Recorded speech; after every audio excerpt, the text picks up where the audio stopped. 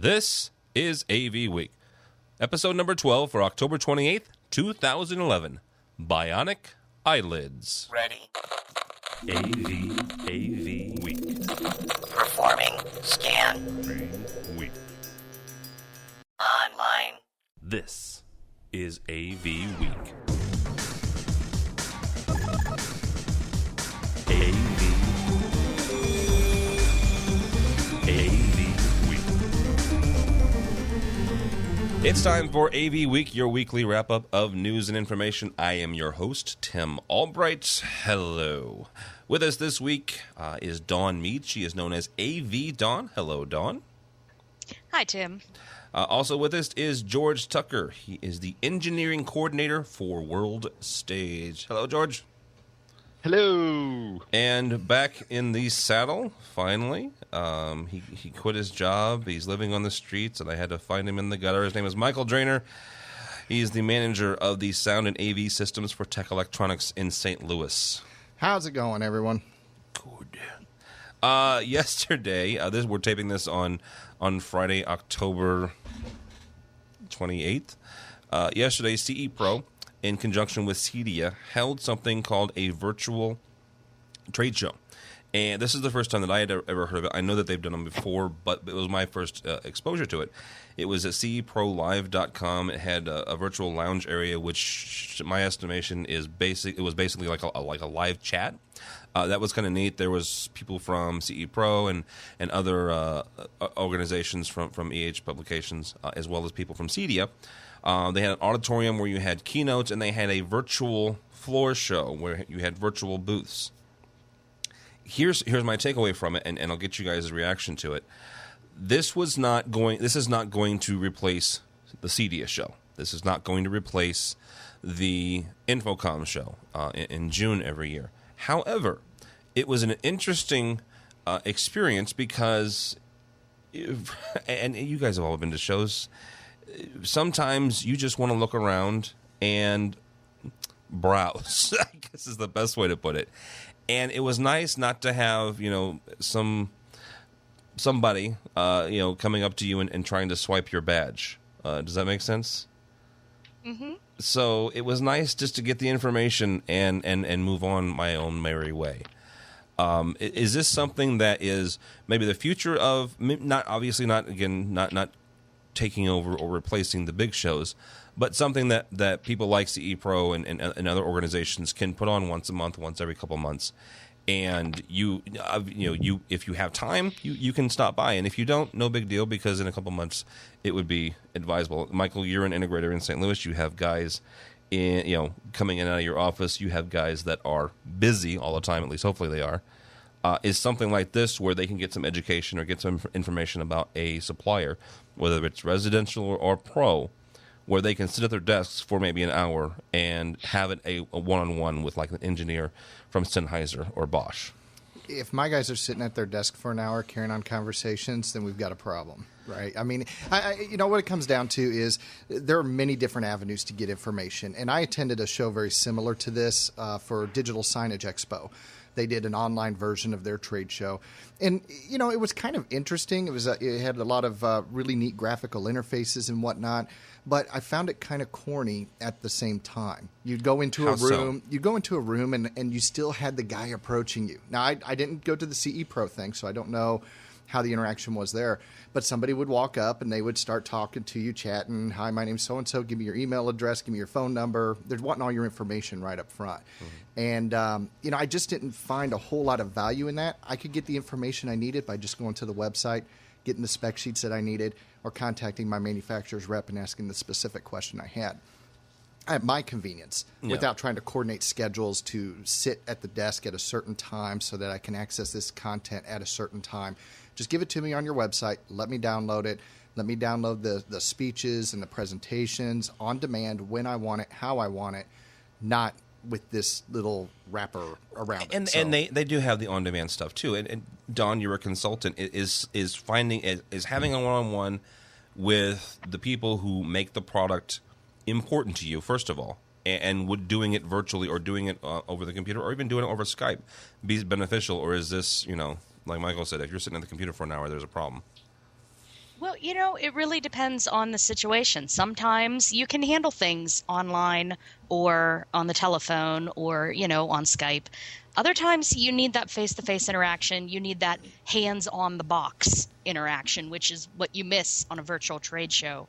I also miss this CEPro one, but I've been to a couple of virtual trade shows now.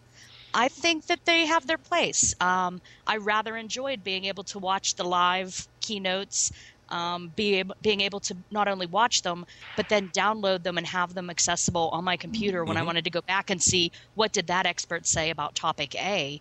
Whereas when I go to the live trade shows and go to a keynote, unless you have a video camera or a cassette recorder, you miss things. You're not going to get everything as handy as you do when it's virtual and you can come back to it. So I rather enjoyed my virtual trade show experiences, but I didn't do a ton of booth to booth, so to speak, going and because they did come right up to you and email or text you, can I help you with anything? 99% of the time I just said, I'm just browsing. I'll get in touch with you if I have questions. And the shows I was at, that was sufficient. They, left me alone then. But the ability to get all the info you needed right away on your desktop, you didn't have to worry about bringing home boxes of literature or anything. Amen, sister. I thought it was really great. The only thing that I truly missed is, I like my swag, and there's no swag with a virtual trade show. The one that I went to, they did have a drawing for an iPad. Of course, I didn't win, but they tried. Yeah. Well, and you do bring up a valid point, being able to go back and regurgitate the content. And there was definitely some value in that portion of it. I think just in my particular activities day to day, I don't have the schedule, and a lot of people like me don't have the schedule to sit down and allocate an hour and a half, 2 hours to sit in a virtual trade show. It's difficult enough just to go away to trade shows or just to allow vendors and manufacturer reps to come in for 45 minutes. So I think it's one of those things. It's not necessarily a dig on the trade show itself. It's just one other thing vying for time of people in the industry. You just need to manage your time better. I knew he was going to go there. Well, but it's true because the other avenues don't let up, right? I know. It's one other thing. And you mentioned trying to get away to a trade show, and again, this is not going to replace either CEDIA or absolutely InfoComm. not. But the combination of being able to download it, like Dawn said, and having it kind of not necessarily on your time, because obviously some of this stuff is going on live. Right. But the ability to go back and say, here's an opportunity. If you have some time during lunch or you have a couple hours, you can block off, to have a one-on-one. I at least found some value with it. George, I know that you're a live guy, so you hate this thing. Not necessarily, just like I don't hate, doing remote education. For me, any kind of online trade show would have to be very specific, though. I'm not going there to see a collection of different solutions. I want to talk to maybe the guys that do all the media servers, and I would do that so that I could have a one-stop, talk to them, get information, and move aside. That would be beneficial to me. Otherwise, you know what? It just feels like me playing around in Second Life or World of Warcraft without the adventure. So without the quests. It's interesting you say that because I was at an education show not too long ago, and there was I don't remember what the university was, some private university in the state of Missouri. They use Second Life to conduct their staff meetings. There are a number of educational places that it was interesting. And then I found out that there's major corporations who do this. It's like a whole nother online culture I wasn't aware of. It's quite interesting. This is not anything about CEPro or the CEPro Live, but for the last few weeks I have been going back and forth with my CEDIA folks, and the ESCI that came out of CEDIA, the ESC, that's what they wanted themselves to be called. I have come up with a mascot, as it were. So every time you hear the word ESCI, I want you to think of the Ewoks. That is their new mascot to me. I'm going to get hate mail for that one. Okay. Because that's what I think of. I think of a little free little guy, ESCI, with a spear. I'm waiting to see the responses on that one. You're a little too detailed in this. You've been thinking about this too fast, sir. He's had way too much time. I don't know why. It just ever since the guys came back from CEDIA, and I think it was Rich Fregosa who brought it up and said that They were ESCs, which was what CEDIA has say the contractors to call themselves now, and I think he's the one who coined the phrase esky, and ever since then this image of a small little furry creature has been creeping in my brain, and now I've got it. Now it's an Ewok. Blame George Lucas for that one. So you need a hobby, sir. I do. I'm sorry. Like making full-size reproductions of battleships with matchsticks or something, because really... Don't give him ideas, I can make the please. Millennium Falcon. Please don't give him ideas. He's a Han Solo freak. He'll go out and build the Millennium Falcon, and then he'll turn Chewbacca into an Ewok. He shot first. I'll give him that. Michael Papel, or People, I don't care because I don't like him. He ran MCSI down in Florida for a few years. Ran it into the ground, so much so that he got sent to or was being charged. The district judge came down and basically this guy was facing up to 8 to 10 years for what he did, and basically what he's being charged with is cooking the books, hiding the debt, and not really coming clean. It was a the company that had shareholders and 1,300 employees and all this stuff. This guy ran it into the ground, so much so that he was being charged with something illegal. He's facing up to 10 years. He got 7 days, 1 week in prison. He also has to pay a $5 million fine, but. George, I'll start with you. Is this fair? The MCSI Incorporated was a computer company, but it was also an AV company in Florida. Is this fair for a guy who basically ruined the lives of 1,300 employees and almost 300 investors, or was justice served here? I've only been following this case a little bit on the side. I mean, you couldn't avoid it in some of the trade magazines, but. Yeah.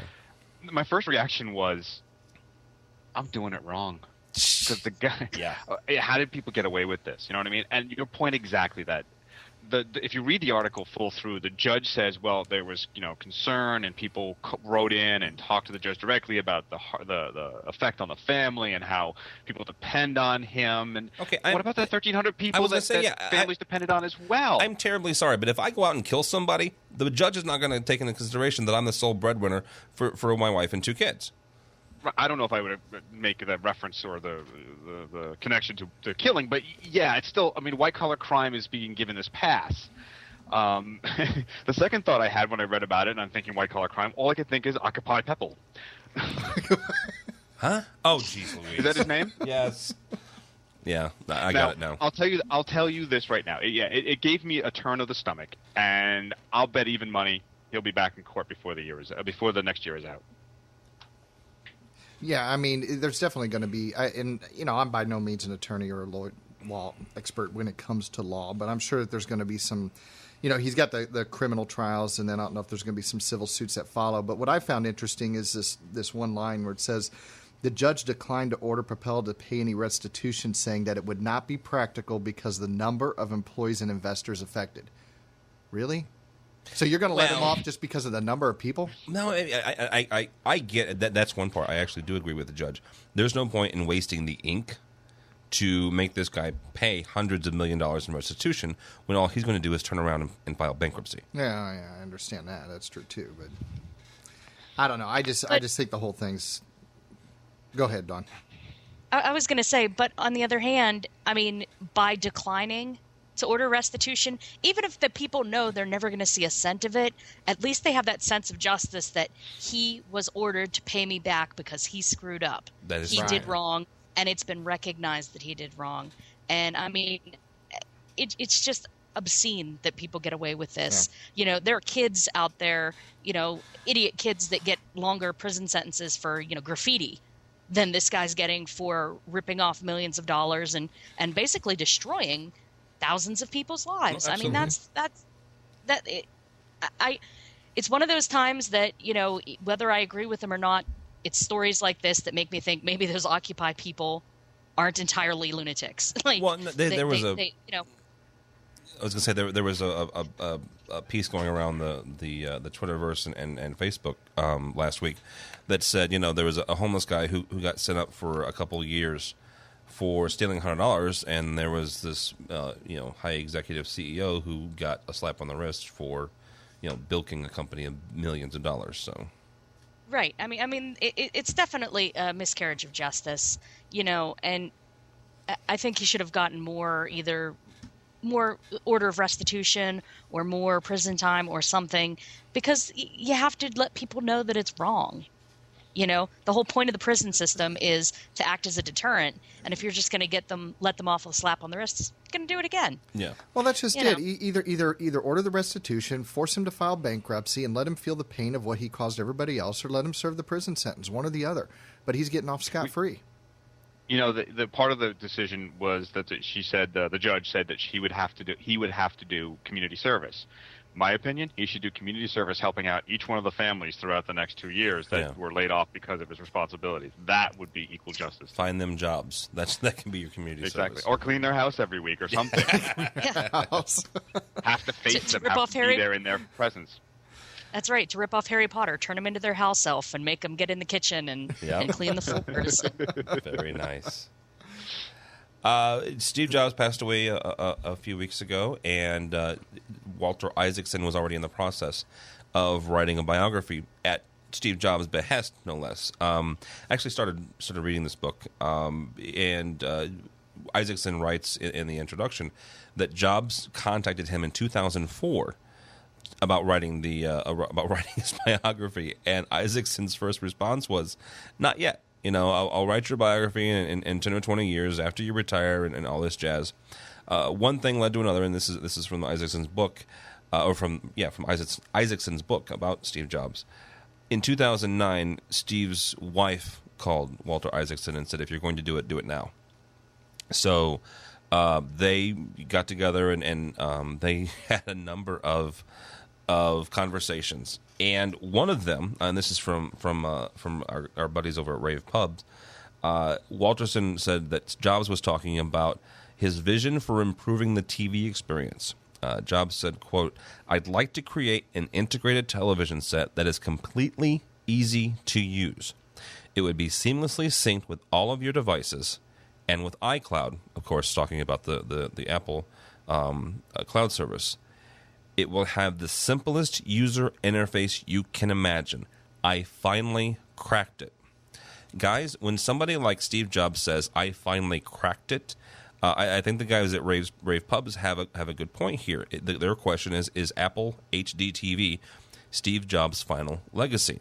Dawn, do you think that he has one more thing from beyond the grave here?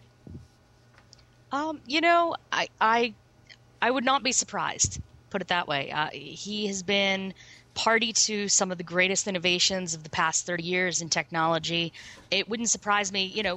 We have authors all the time that leave manuscripts unfinished and notes unfinished that ghostwriters and family members can finish years after their death and publish. And we still have rappers that were deceased a decade ago still releasing albums from their recorded tracks. Yeah. So I would not be shocked at all to find someone like Steve Jobs having, a great idea or a couple of great ideas left on the table with notes, with things in production or things in beta. I mean, this stuff doesn't come to market overnight. He doesn't wake up one day and say, "I've got it," and it's in the stores the next day. So I think we'll be hearing from him for quite a while yet to come. George, is this the next big thing? Apple TV? Real TV? Given what the main point of this article, I think, too, that was sort of buried in a paragraph was it's the ecosystem that's going to be the selling point. And he's got the backbone, the framework to make this happen. I have no doubt, given his ability to redesign and reconceive things that we never thought we would go the way he says, yes, absolutely, this is the best way. That it will be a success if that is. And he's been trying to do this for years. I mean, he had Apple TV back in the 90s. They tried it again, even with the Apple TV little Netflixy type hard disk boxes. He's got the ecosystem to do it. But even in parts, there's more. As I was listening to an NPR interview with the author of the biography, And he talked about how when Jobs was going in for an operation, they would put the mask on him, and he was, half out of it with the sedatives and everything else. And he tore the mask off, saying, "I hate this thing. Give me another one." And then he was like, "This is the worst design thing I've ever seen. I need to find a way to make it better. Give me 5 different masks so I can try them." And this was his sort of MO of, give me 5 options. Yeah. And it's just that incredible focus. He might just break it where most of us don't see an opportunity. He's going to make an entire new market that could either help or hinder us. But I'm on pins and needles to see what it is, actually. But hasn't that been the nature of his legacy anyway? I mean, he's really kind of revolutionized the mobile devices, the portable devices, the way we interact with various technologies. And I'm not a bit surprised to see this possibly coming down the line. Well, and he wasn't. People made comparisons between him and Alexander Graham Bell and Henry Ford, and my mind just went blank. Light bulb. What, Thomas Jefferson? Thank you. Or Edison? Sorry, Thomas Jefferson. Wow. That right there is the product of a rural public school system right there. That's all I'm going to say.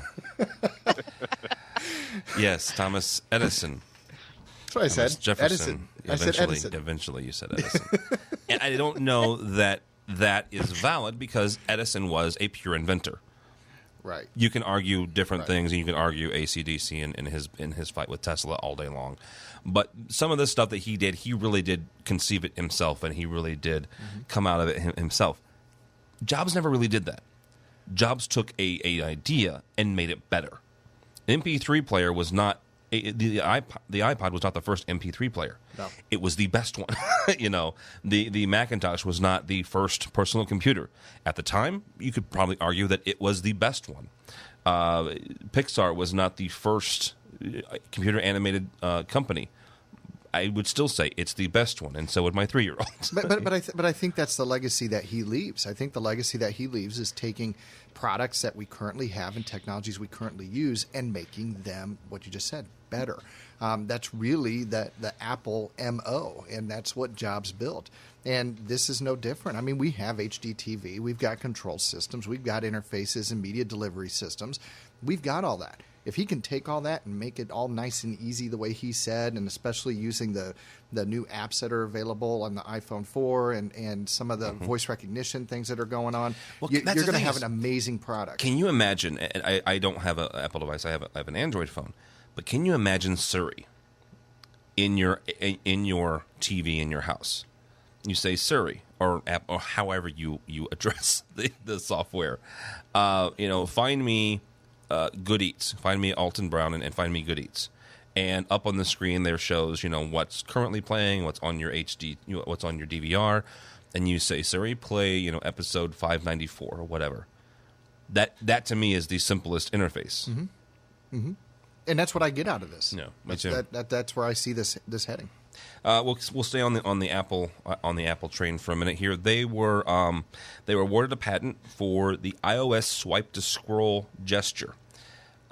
Dawn, is this going to be an issue for people like AMX and Crestron and Claire Controls and other devices or other control companies that have graphical user interfaces for their control companies? Is this going to be an issue for them? Because a lot of those guys have come out with something similar to the iPhone interface because it's so ubiquitous. It very likely could be. We're going to be looking at a lot of licensing issues or a lot of rethinking of how we do things to make it just as easy as the swipe without actually using a swipe. Honestly, I'm more surprised that it was actually approved as a patent because it is such a ubiquitous thing. Granted, they came up with it first, but didn't almost turning the page of a book come up with that first? You know what I mean? Yeah. It's a gesture that humans have used for generations. So I'm really surprised that the patent office actually gave it to them as a patent. Once enforcement happens, who knows what's going to happen? My Android phone, I swipe to unlock. iPhone, wow, you swipe to unlock. Yeah, it's everywhere. Everybody swipes for everything these days. So it's going to be a nightmare to enforce, first of all. it may be a losing battle on their front. But second of all, I'm just shocked that it actually was given to them as a patentable idea. Well, and some of that is also the state of the patent office too. I mean, that's there have been people championing the fact that we should not patent software because it's not innovative and stuff like that. So, George, is this? Mike, go ahead. My question is, wasn't the slide bolt the first slide to unlock? Yeah. Well, yes. Hey, Iron Age man, you missed your patent. Right. I mean, come on. Ugh. And right, exactly. A slide to unlock. Yes. It's more Russian than. I mean, all right. Well, So, that being said, this seems to me almost the inverse of that apocryphal story about the patent office, where in the 1800s, some director of the patent office wanted to shut it down because there was nothing left to invent. Yes. We're on the sort of almost opposite end of that, of them saying, well, there's everything left to invent, and every nuance is a new patent. I mean, look at it this way. We eat food. Our experiences in what we do and what we eat change our DNA. It actually modifies our DNA to a certain extent. Are they going to start patenting that process?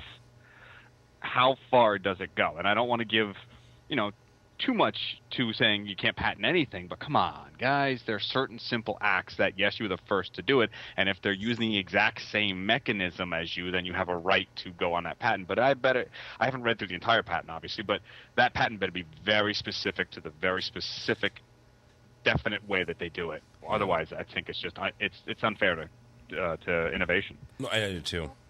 And it does state in the article here that the abstract applies to handheld computers, tablet computers, personal digital assistants, and cellular telephones, and that it's the movement of a point of contact on a touch-sensitive display. But it's still just a basic human gesture that they're patenting and trying to enforce. And this is the same company, remember, that trademarked the term Apple, which is a common word, and then tried to take down other organizations using that word. They went after Apple Records, who were the recording company that the Beatles used or founded or something in the UK. They went after Apple Records that had existed decades before Apple, the computer company, existed. And they went after them, obviously, when they were taking all of their analog records and putting them on digital format, saying, we own Apple in the digital world. You can't use it. And, I can't remember the outcome of that case. I think the judge said enough's enough. Come on, guys. Yeah. And that it's just going to be another nightmare like that, where people are going to fight back, hopefully, because it's what we do. We swipe. I go back to the book. I'm a book nerd. I've always swiped to turn my pages, and I swipe to turn the page when I'm reading an ebook. It's not an Apple thing. It's a human thing. No, but now, Dawn, you have to pay Apple a certain percentage of your book sales because try to collect. One of the actual results of that Apple Records versus Apple Computer is the Sosumi sound. If you've ever looked at that classic Apple sound, that ding sound, its name is Sosumi. Almost looks like sashimi. What it really means is, all right, the judge said there's a certain agreement we have to abide by with you, Apple Records. But guess what? Sosumi, here it is. And they made noise because it was about audio, and it's called Sosumi. Go look it up if you're an Mac guy. There it is. Tim's looking it up now. I'm looking it up now. Well, and one of the things that's going to come out on this is the enforceability of it, because what you're going to find is, there's something very unique about the way that Apple does their scrolling. And the question is, is the Android scrolling the same rate, the same pace? Is the decay time as long whenever you let your finger off of it? How detailed is this thing going to really get?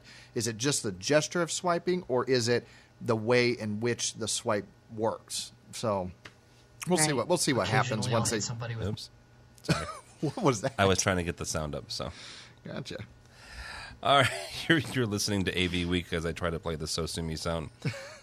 With us this week is AV Dawn. She's Dawn Meade. She is a blogger, a consultant. She's part of Gary K's Rave Blog Squad. So is George Tucker. Thankfully, I don't have to say those three words again. He's also from World Stage. And the Yahoo on the other side of my desk is Michael Drainer. He's the manager of the sound and AV systems for tech electronics. Speaking of Gary, Ray Publications had another article I would like to bring up, simply because the name of this meter I think is really cool. Harkness Screens launches the Lumens meter. George, you're a standards lover. I say with tongue firmly in cheek. Is this something really cool, or is this just a light meter with the name Lumens meter slapped on top of it? It's lumens? I thought you said lupins. Stop it. What, nobody gets that Lamberts. joke? Your life or your lupins? Lumens. I mean, I love this thing. I think this is really cool. This is sort of the bigger I mean, look, we have photographers who use these light meters to get the accurate reading. Yeah. We've done it on the graphic screens for Macs and other devices for those graphic artists who are using stuff. You would, put that suction cup on the screen and get it to be true color. It's a really important, especially for the size of screens that they're saying this thing is applicable to. I don't know if this is really for your average home theater, maybe for the sort of mega $1 million ones. But it's a really cool tool. As to how beneficial it would be for your average AV installer, I don't know. But the image they have in the little marketing material is a big cinema screen. And its point is to make sure that you get even light distribution, which we all know is really important, especially in 3D. I can't believe I said that word in a positive manner. But, and so that there's an even, and you don't get any hot spots, or there's none of that glare or the fuzziness. It's a great tool to have, and it seems to be very simple to use. You don't have to have this awkward architecture. It's just this one little box that almost looks like an SPL meter. Yeah, it does. They do make some very big warnings in this thing, though, like don't keep the light on in white with your projector for too long and all that kind of stuff, which is kind of very interesting to see that it would really actually damage the lensing of the projectors. Well, and this thing, if I'm reading the material right, it spits it out in foot Lamberts, which for projector guys and screen guys, this is important because it's always kind of difficult, and it's always I'm sure that somebody out there is really smart. I'm much smarter than I am when it comes to how many foot Lamberts per square inch, or I'm sorry, per square foot. And do you do Lamberts, or do you do nits, or do you do all this other fancy math that, again, I'm not smart enough to know. So, anywho. Don, do you think... go ahead, Michael. No, go ahead. Are you going to buy one of these for your guys? Well, I'm interested in seeing exactly how it works. I didn't get to read too deep into the article. You put it at the screen. Yes, I understand that. I mean, as far as... You push the button. Some numbers come out on the LED. Yes. Anybody else want to slap him? Because I'll be glad to put one in for you. I'm sorry. Go ahead, Michael. I'm actually waiting for it to show up on consultant specs, and maybe Don can speak to that because, you get those. We've got our methods for verifying that we're meeting, certain quality criteria and things like that. So I'm just waiting for a consultant to say it must be this particular meter and it must read 30-foot Lamberts at 10 feet, whatever the case may be. And then, of course, I'll have to put them in all my technicians' trucks, and, that'll be the end of it. But it's definitely a good method for confirming that your design meets what your original criteria were. And I think that we need something like that. So if it does what they say it does, I think it'll be a great benefit. Yeah, Don, for that, I'm really, really excited. All joking aside with Yahoo, I'm really excited because it does give you this is really what we're getting. It's an objective measurement. Yeah. It's not somebody's subjective opinion. It's an objective measurement of what the light output is of that projector. And I also see, we do a lot of preventive maintenance and service agreements and things like that. Exactly. So I see this a tool that I put into my inspectors and my technicians' hands. They go out 2 years after a projector's installed. They can see the degradation of the lamp. Yeah. They can see, what's happening to that product over time. Right.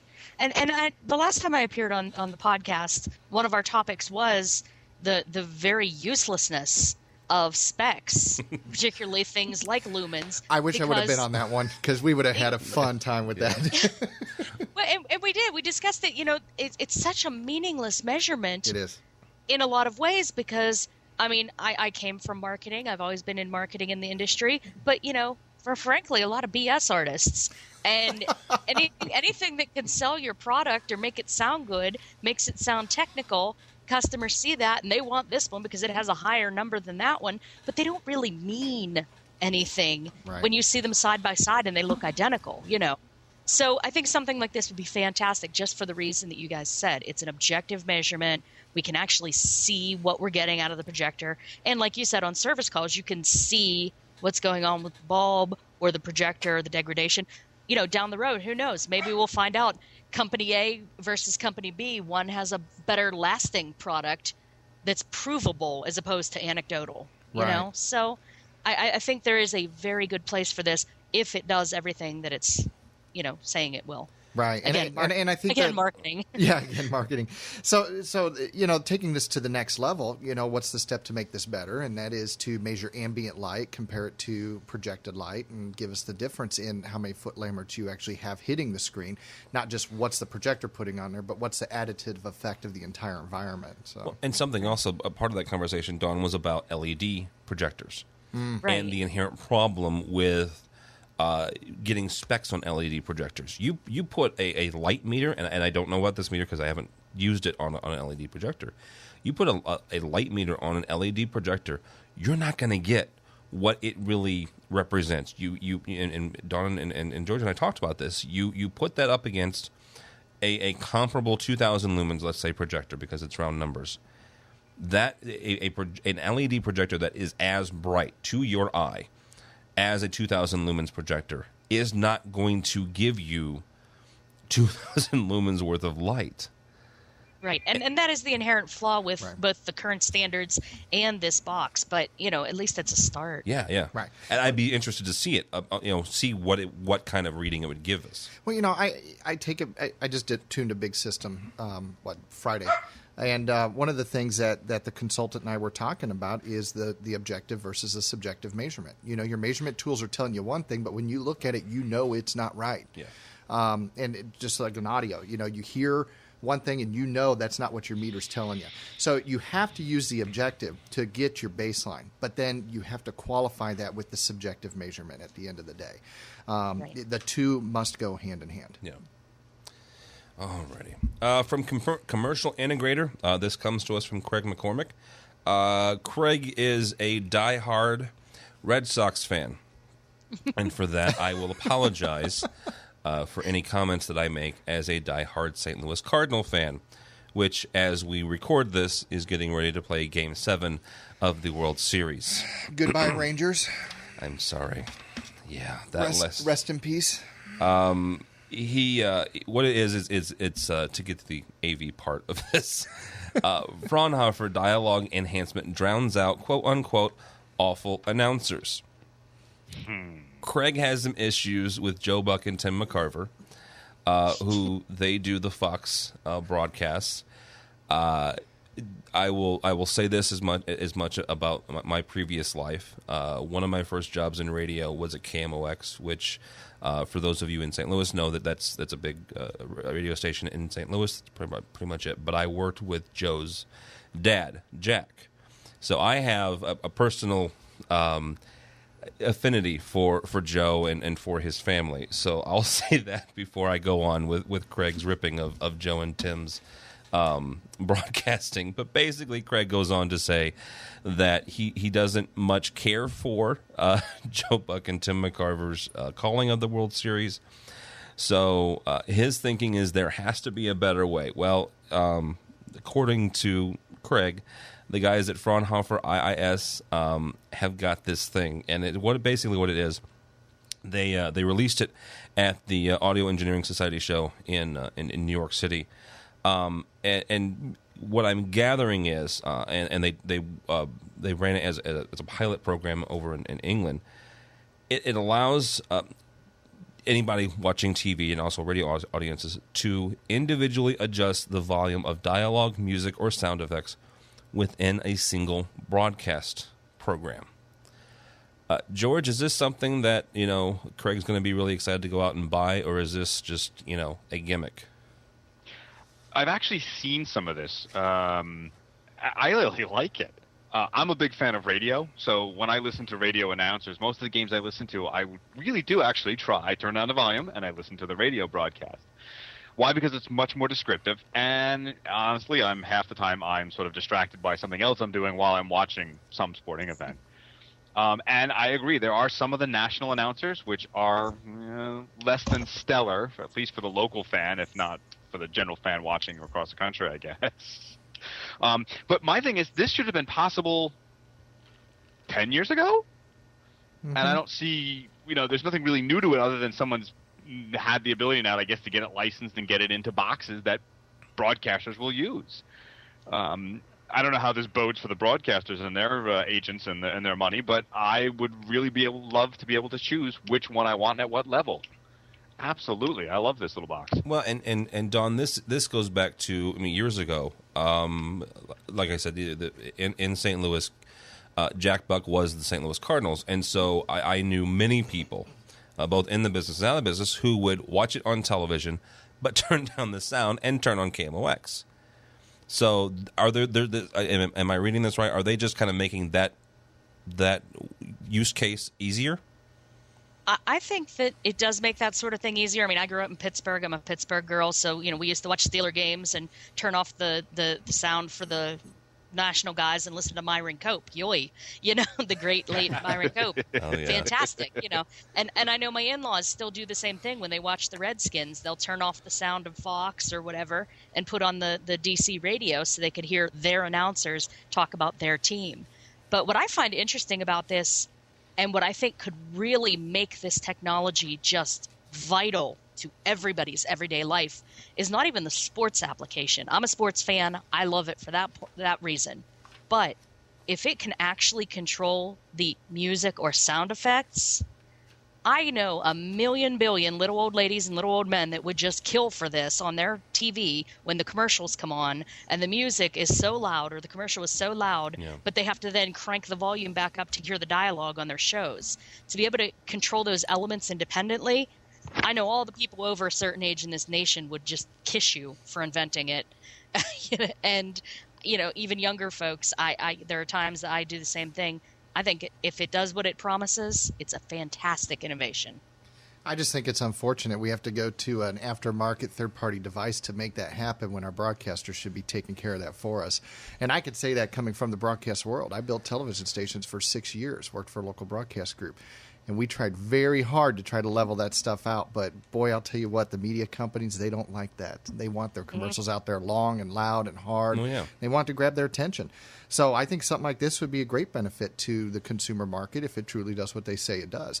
I'm a little concerned about how it does it and, the effects on the audio quality and things like that when you start dealing with phase interactions and shifts and what that does to stereo images and surround sound systems. But when you're talking about grandma, watching it on her old tube TV, I think it would work well. Yeah. Yep. George, in your neck of the woods, and I'm sure you ran straight down there. You were the first one in line because of how much you love 3D. There was the 3D World Conference 2011 in New York City. So how was it? No, how was it? I mean, you were the first one in line. I was. I had a week's supply of popcorn and soft drinks to get me through it. I did. And which glasses do you use, George? Because you have your own personal GT 3D glasses. So do you use the active shuttering ones or the passive shuttering ones, or? No, I actually use Jonathan Post's 3D glasses. Don't know who that is? There is a wonderful YouTube post of this guy named Jonathan Post. Just look it up. Says 3D, no glasses, in which he connects electrodes to his eyelids and has them shutter in a rhythm so that he doesn't need the active glasses. He just does it. I tend to think that this is a spoof, but it is a hysterical thing to see. Why would you do that? I don't know. It's Because just innovation demented. is king. Yes. What I did like about this article was that they're seriously thinking about and did talk a lot about where the in-between phase is fuzzy, to quote the article, about going from the 4K 3D from where we currently are. It's not for you and me right now, and I don't think it's for many people at the moment, but they need to push product. And the article even says, the manufacturers are so excited about pushing new product and forcing new formats. And I'm like, you know what, guys? You tried to do this before. Blu-ray's not going to exist very much longer because you took too long to do it, you fought it out, and nobody wants it. Yeah. So, although to that end, just quickly, there is a gentleman whose opinion I respect a great deal that's mentioned in this article, Mark Shubin. If you get the chance to find Mark Shubin online, he is a font of information, an early HD TV engineer, and all this other kind of stuff. And one of the people that I actually used to subscribe to a memo that he put out every Monday called Mark Shubin's Monday Morning Memo, which detailed everything about HDTV in the 90s, from prices to technology. And I actually, as an homage, named my very first blog after him, the Tucker Tuesdays Tertiary Tidbits and Technical Trollings. Holy just as an Say homage that to 10 times. Yeah, well, but it was an homage. When I first thought of making a blog, it was like Mark Shubin's. That's just because it is the preeminent information font. But other than them saying this could be cool one day, it's still, as they said, fuzzy. Well, and Don, isn't also some of this done being pushed by not just the manufacturers, but also for the content creators? Every kids movie, and that's I have small children, has both a 3D version and a 2D version, and they want to go see the 3D version. Well, you know what? I don't want to go see the 3D version because first of all, I don't like 3D. Secondly, it cost me $10 more. Right. That is definitely a push. If you've read my blog at any length of time, I'm not a big, huge 3D fan. I think it's a fad. But right now it's a fad that's making the money, so they're going to keep pushing it. But it's just yet another, let's see how quick we can invent it and get people to buy it and sucker them into it. And if it involves changing all the standards all over the industry, well, so be it, which the manufacturers love and the people selling the stuff love to a point. But those that actually have to integrate or change everything or try to upgrade systems, we don't love so much usually. So we'll see where it goes. We'll see how long it lasts. I kind of think we're in a 3D bubble just based on history with the different phases 3D has come in, over the years since the 1920s even. So it goes for a while, really gangbusters, and then it dies off. I'm just waiting for the die-off. Yeah, I'm with you, Don. I'm just, like Tim, I don't want to see the 3D.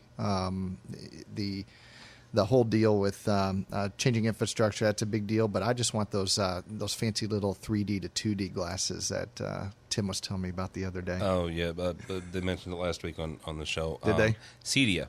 At Cedia Is that this where year, it was? one of the biggest things was the fact that they have glasses now that will turn your 3D image into 2D.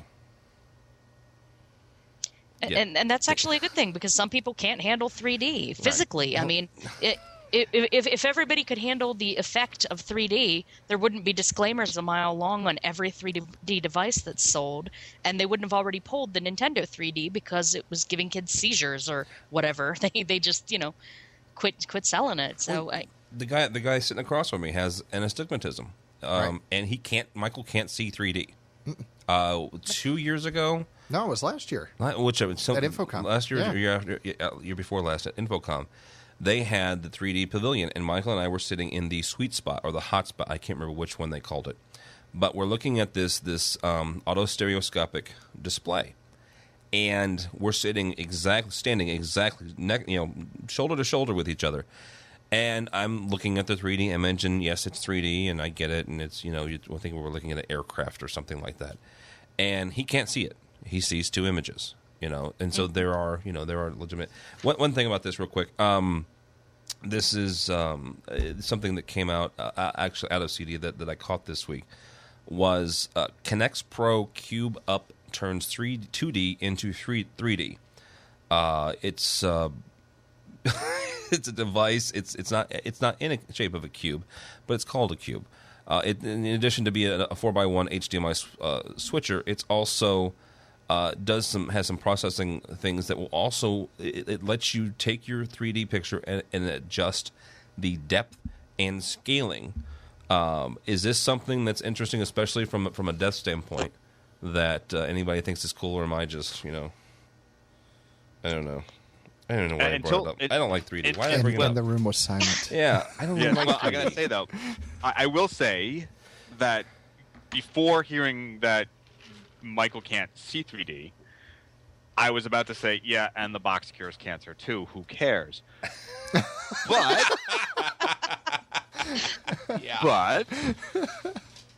And I also was looking at how they said, you can quantify every little aspect of it and tweak it. I'm like, God, forget the Jonathan Post, electrodes on the glass. That'll give me a headache just having to see something like dwarf this thing, right? Right. But if 3D ever becomes a standard that is, more standard than not, this is something that I would see someone like Michael or having in my back pocket as, hey, you couldn't see it? Okay, fine. We're going to make it so that your TVs or your vision of that TV is down to a level, forgive me for saying down to, but at a level that you can actually watch.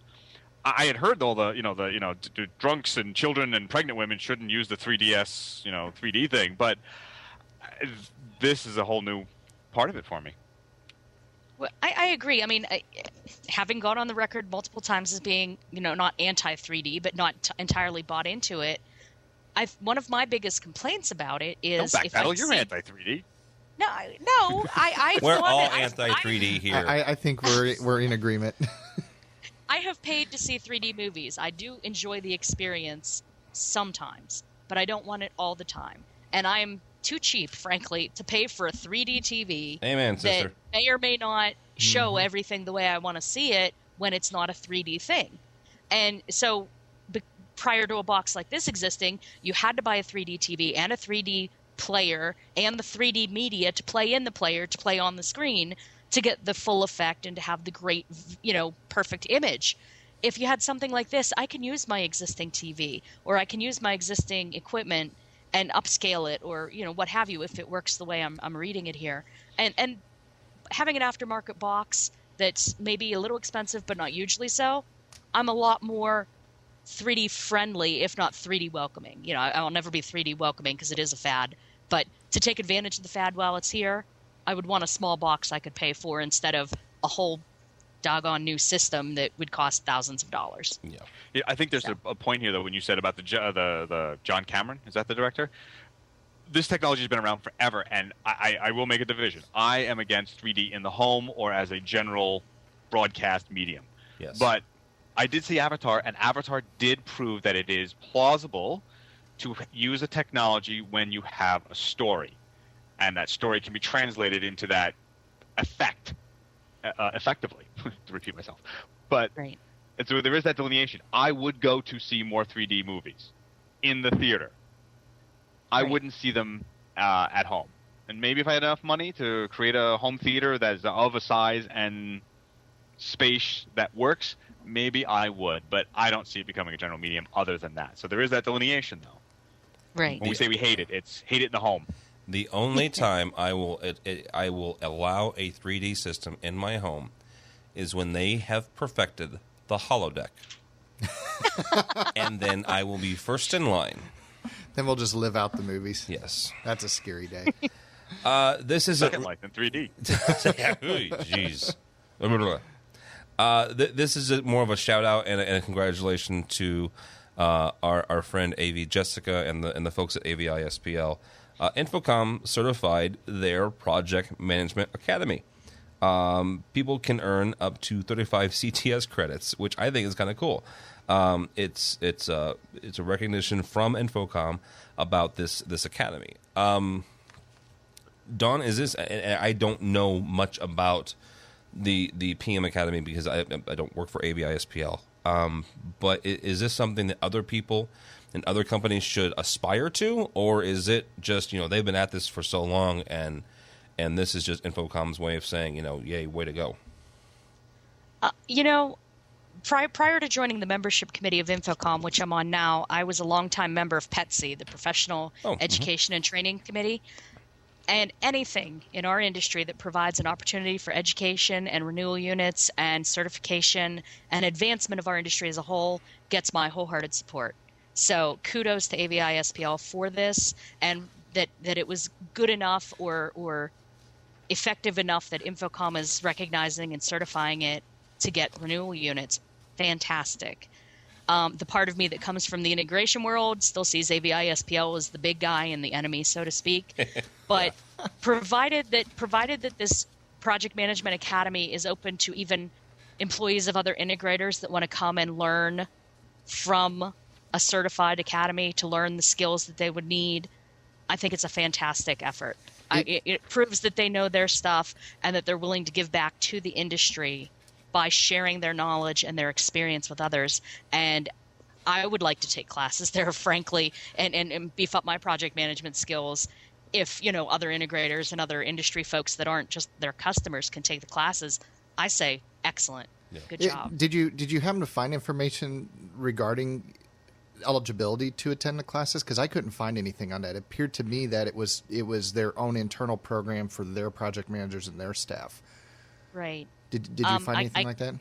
I haven't found anything like that, but I will certainly contact Jessica. Yeah, I think we probably need to find out, because that's one of the things. I'd be happy to send all my project management team to an academy like that. It would be great benefit, because we got guys with PMP certifications and things like that in construction and whatnot, and as you know, the PM process for AV is different. The way you interact with the user and all the resources that are required. And anything, I'm on board with you. Anything that we can do to further the education of people, let's do it. Absolutely. Yeah. To that point, I was scolded on a show I did with John Huntington for it's a special. Yeah. Shameless plug. If you haven't seen it, please go. John Huntington's about his haunted hotel. And George, where can people go listen to this special? iTunes soon, I hope. But no, on AVNation.tv. Oh, go bite now. Me. Jeez. Listen often, listen early, listen often. I've been telling him a long time to get all those on that iPad or iTunes stream. Yep. So here's the deal, though. John is an educator as well as a longtime IATSE member and a person who's into show control. Anyway, we talked about his haunted hotel, in which he does with his class, his seniors, I think. They create this entire sensor-based, IT frameworked haunted house, right? But one of the first things John said when he agreed to do the show was, yeah, I got a bone to pick. We always talk on this show about that there's no real classification or education or real sort of degree in this. Well, John came back and go, yeah, we do it here at Brooklyn Tech, City Tech in Brooklyn, New York. To which I have to do another mea culpa, saying that I've hired several of his guys. This is where and I still George was going goes, on that. No. Yeah, no. But so there is more to it than just that. So this is a great thing. I think it looks really cool, especially for the CTSD and I would say, again, this is that, do we go on site or do we not go on site for training? Yeah. This one is one of those I would agree with Dawn. I would go if I was allowed to be part of it. Mm-hmm. Yeah, I would too. But yeah, congratulations to AV Jessica and all the folks at AVI-SPL. So that's all the stories in my stack, guys. Do anybody have anything you want to pimp, promote, say hey? I've really got cool. Something, if you don't mind. Yay! For anybody who happens to be in the Washington, D.C. area or willing to take a trip, this coming Tuesday and Wednesday is the inaugural GovCom. That's right. Infocom is hosting their very own government-focused trade show, like a mini Infocom. It's going to be a small show this year. It's the first time, but they've got some excellent keynotes and classes lined up. I'm local here and planning to be there covering it for Rave and just hanging out with my AV peeps. But and I know some of the other AV tweeps are planning to come into the area for the show. But if you are in or can make it to DC on the 1st and 2nd, it's at the Washington Convention Center in Washington, D.C. and GovCom 2011. Be there. Excellent. Thank you. Yeah, I had completely forgot about that. We talked about it a few weeks ago, but I completely forgot about GovCom. So, yeah, let me know and shoot me a line or something. Let me know how it goes, because that is something kind of interesting. So. Absolutely, and at the very least, I will be blogging and writing about it for Rave, and I know Excellent. Rave is sending several of their other staffers there to cover it as well. So. Excellent. George, do you have anything, sir? Not at the moment, except the AV special about John Huntington. You think I was selling ads on that thing, right? And where can people listen to that, George? That is AVNation.tv. Did we put a slap echo on the back of that, right? Also, we are looking into making some other shows. So if guys are interested in joining our panel, guys and gals, please contact us. We'd love to have you. Yeah, don't get me in trouble, George. Guys and gals, anybody? That's right. Let's hear it for the AV chicks. Yay! Hey, the AV chicks have been good contributors to this group. Even though I haven't been able to be on in recent weeks, I do want to throw my congratulations out to Tim Albright and all the contributors of AVNation and AVWeek. We have had over 1,000 downloads now in the past 90 days. Yeah. So nice. huge milestone for a project that's less than or just right at 3 months old. So 3 or 4 months old. Yeah. So it was pretty cool. So excellent. We're to that end. And I don't talk about myself very much, but to that end, I'm humbly shocked at the reach of this thing because. Obviously, the U.S., which is where we're based, and Canada, which is where Matt Scott is based, and I he's not the only AV guy, but I think he's the most famous AV guy in Canada. Or at least his hair is. He's my favorite AV is. guy. Yeah, his hair is. But there's also a number of AV people, AV peeps around the world, both in the UK and Russia and actually Saudi Arabia, yeah. Norway. It's really crazy the number of different contacts we've made. So yeah, it's kind of cool. So. Yeah, that's all I've got, guys. You can check out AV Dawn Meade on our website. Also on the Rave Pubs blog squad. If you don't know where that is, that's ravepubs.com. Dawn, thank you very much. Thank you. Thanks for having me. Absolutely. You can follow her on Twitter if you'd like at AV Dawn. George Tucker. He is in New York. I'm not going to say where in New York, just in New York because. It sounded so pained. Oh, it's George. Yeah. No, I'm thinking about. I don't want to get in the argument about the fact that you're not in New York City, but I think you're in New York City because you're close enough. So that's considered New York. No, it's not. To an outsider, no, it's not. George, correct him. It's not New York City. I'm not going through this again, buddy. I tell you. It's not New York City. Sorry. Jeez. It's not Manhattan, but it's New York City. No, it's not. I'm 3 beers short again. Into an argument on this. All right. Okay. Well, we'll take that one offline. You can check out George at his Tucker Twos. Shoot, I always screw this up. Go ahead, George. Tell us your Twitter ID. Tuesday, typepad.com. Thank you. He also works for the World Stage, and you can follow him at Tucker Twos, Michael Drainer across from me. He works for Tech Electronics in St. Louis. He's an integrator. You can find him at Michael Drainer. If you'd like to follow me, mine is at TD Albright. I can't think right now. At TD Albright. But more importantly, please do go by the website. It is avnation.tv. avnation.tv. We have put a survey up there. If you would just kind of let us know what you think. It's a way to get feedback from you in addition to the emails, but to let us know what you like, what you don't like. We can make changes and stuff like that. So, thank you very much for listening, and that's all the time we have for AV Week.